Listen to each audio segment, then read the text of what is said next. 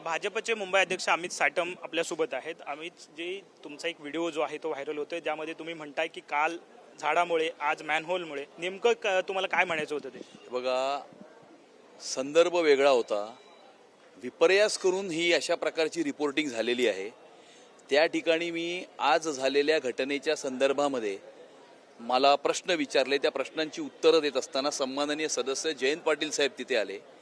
त्यांनी रिपोर्टरला असं सांगितलं की ह्यांनी या विषयावरती काल भाषण केलं आहे.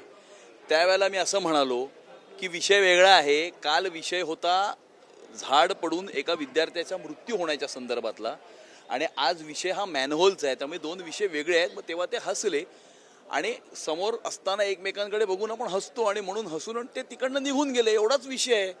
आणि असं आहे की दोन्ही विषयांना, विद्यार्थ्याचा मृत्यू असो किंवा आज झालेला मॅनहोलमध्ये पडून एका नागरिकाचा जो मृत्यू झाला, या दोन्ही विषयांना वाचा मीच फोडली आहे महाराष्ट्राच्या विधानसभेमध्ये. अधिकाऱ्यांच्या निलंबनाची मागणी मीच केलेली आहे.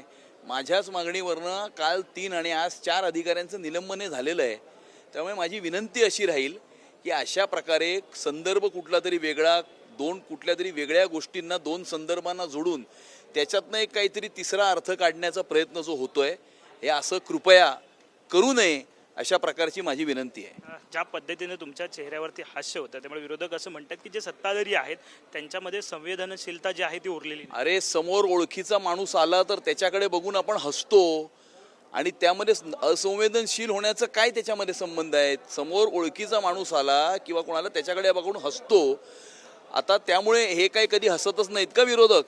यांनी तर 25 वर्ष जे आमच्यावर आरोप करत आहेत, त्यांनी 25 वर्ष बसून मुंबईच्या महानगरपालिकेचा कोपरा लुटून खाल्ला, मुंबई लुटली, मुंबईकरांच्या खिशावरती डल्ला मारला, आणि आज त्यांच्याकडे बोलायला दुसरं काही नाही आहे. म्हणून अशा प्रकारचे काहीतरी संदर्भ घेऊन हे परंतु माझी माध्यमांनाही विनंती आहे की फक्त बातमी निर्माण करण्याच्या दृष्टिकोनातून बातम्या ज्या असतात त्या रिपोर्ट कराव्यात, बातम्या मॅन्युफॅक्चर करू नयेत.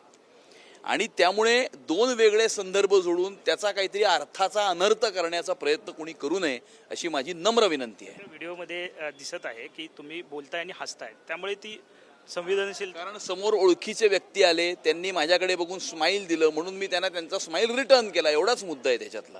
परंतु ज्या पद्धतीनं आजच्या ह्या घटना घडलेल्या आहेत, काय निर्देश तुम्ही दिलेत महापालिकेत? काय नाही, महापालिकेला या ठिकाणी अधिकाऱ्यांना निलंबित करण्याची मागणी केली होती. 4 अधिकाऱ्यांना वॉर्ड ऑफिसर सहित निलंबित झालेले आहेत. आणि आता आमची मागणी अशी आहे की सदर कंत्राटदारावरती सदोष मनुष्यवधाचा गुन्हा हा दाखल झालाच पाहिजे, आणि त्यामुळे आम्ही त्याची वाट पाहत आहोत. कॉर्पोरेशनने असं सांगितलंय की ते FIR रजिस्टर करतायत, पण कुठली FIR रजिस्टर करतायत? नेग्लिजन्सची FIR रजिस्टर करतायत की सदोष मनुष्यवधाचा गुन्हा दाखल करण्याची FIR रजिस्टर करतायत, हे आम्ही पाहत आहोत.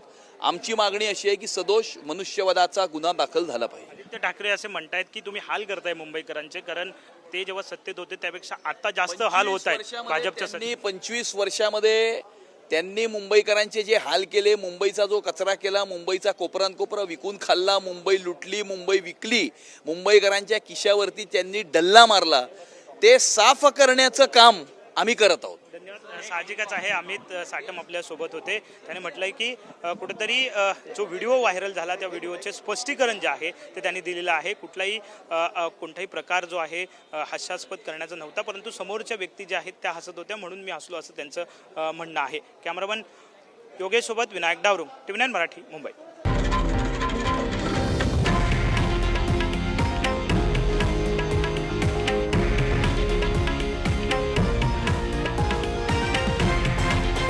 हे आहे देशातील नंबर 1 न्यूज नेटवर्क, आणि आपण पाहत आहात TV9 मराठी, एकमेव.